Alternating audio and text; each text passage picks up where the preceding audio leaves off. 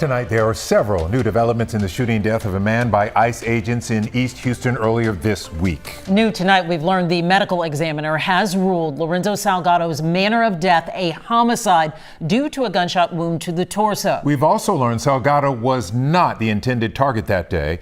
In a new statement from the Department of Homeland Security tonight, they tell us they approached the van because an individual resembled their target. We have also learned none of the agents involved were wearing body cameras.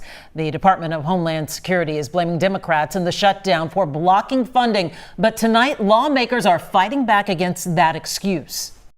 They had money allocated to do that. Christine Nome herself, before she left, said that she was going to make sure that they were procured and that they were going to be used. And now it looks like they've lied about that too. Christian Menifee telling us ICE received $75 billion in surge funding alone last year. He goes on to say Houston is done with excuses from an agency that has more money than it knows what to do with. We have a lot to cover this evening for you. Our team coverage begins with Anieli Ruiz. She's speaking with the attorney representing the Salgado family. Anieli. Well, that's right. He is a LULAC representative, also a civil rights organization, very well known here in the community. And he tells us that he feels that DHS is backpedaling in what exactly happened out here.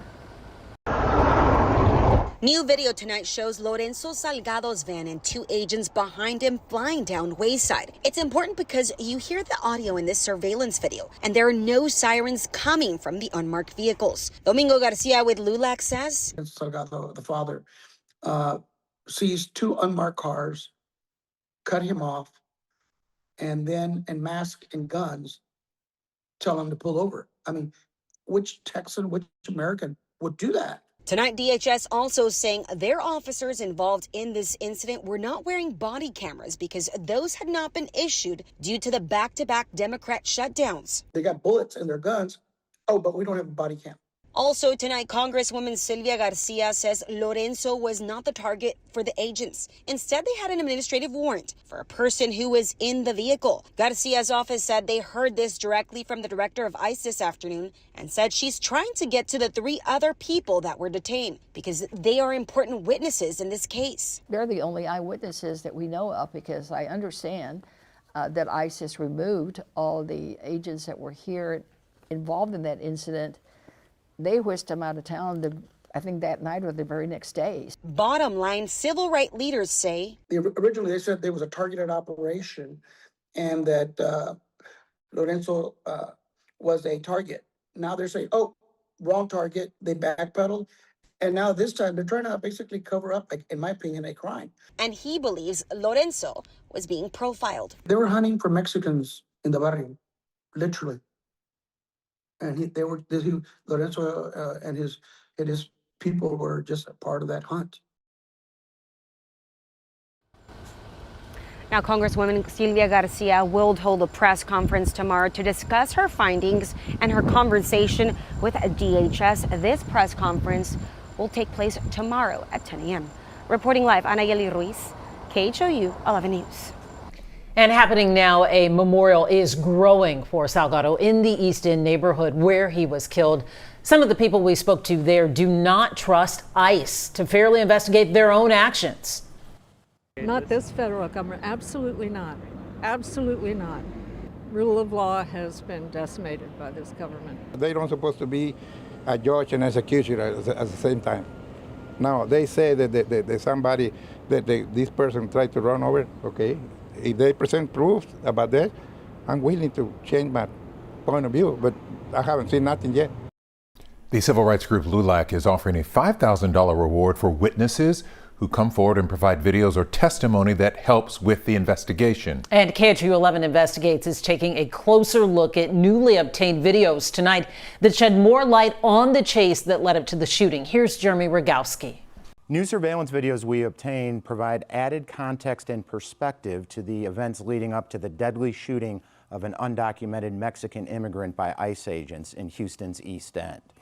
A Food Mart camera on Wayside Drive captures Lorenzo Salgado's white van zipping through the frame, tailed by not one, but two dark SUVs. A few blocks down, this gas station video shows one of the unmarked ICE vehicles following the van as it makes a sharp left turn on Canal Street and hopping a curb. From there, a homeowner's video shows Canal is down to 2 lanes because of construction, and the ICE SUV drives on the wrong side of the road as it catches up to the van. Yet another video appears to show the unmarked SUV cutting the van off. It has no visible emergency lights during the pursuit. Both vehicles then turn around, and Salgado's van comes back into frame of the gas station video, where you can see ICE agents pulling someone out and taking them to the ground. Salgado's family says 3 of his workers were passengers in that van and were ultimately detained. What we don't see from these new vantage points is the actual moment when ICE agents opened fire and killed Lorenzo Salgado. And as questions continue to surround Tuesday's deadly ICE shooting, Harris County District Attorney Sean Tier is speaking out about his office's role in the case. KHO11's Maria Aguilera has more from the newsroom on that tonight. Maria? Yeah, the DA says a lack of clarity from federal authorities pushed his office to take a closer look. Now, he says he too has questions about what happened, including where the 3 other people who were in the vehicle are and whether those eyewitnesses will be available to speak with his investigators.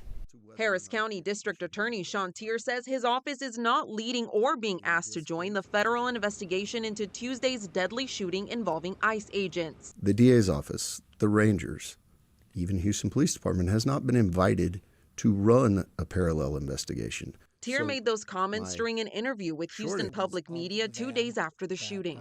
We're not sure yet what all footage exists. We are without the invitation because a person died inside this jurisdiction at the hand of a law enforcement. My office is running an investigation, but we do not have the same level of access that we do in almost any other officer-involved shooting. Tier also raised concerns about how the operation may have appeared to the driver. This is an individual driving to work, and he gets run off the road by 2 cars with no insignias, and a bunch of ununiformed people jump out. I don't.